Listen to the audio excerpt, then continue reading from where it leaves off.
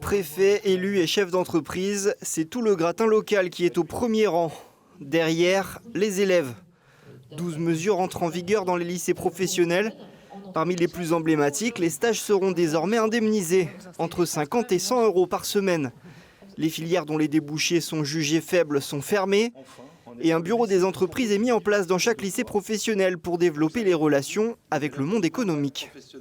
Nous avons 627 000 à cette rentrée jeunes lycéens pro, c'est 6 000 de plus que l'année dernière. On voit aussi que le taux d'insertion dans l'emploi est d'environ 50%, un peu moins de 50%.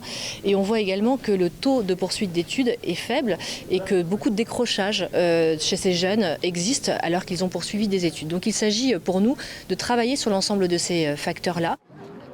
Mais depuis des mois, les syndicats enseignants lancent l'alerte. Ils considèrent que la réforme veut mettre les lycéens au service des entreprises. La FSU se rassemblait ce lundi devant le lycée Le Mans Sud.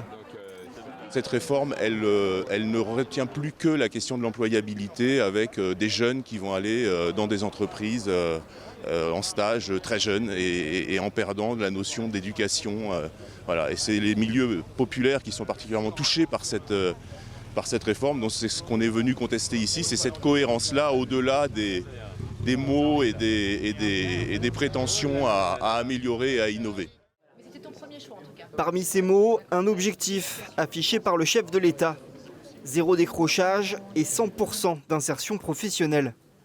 La réforme est financée à hauteur d'1 milliard d'euros.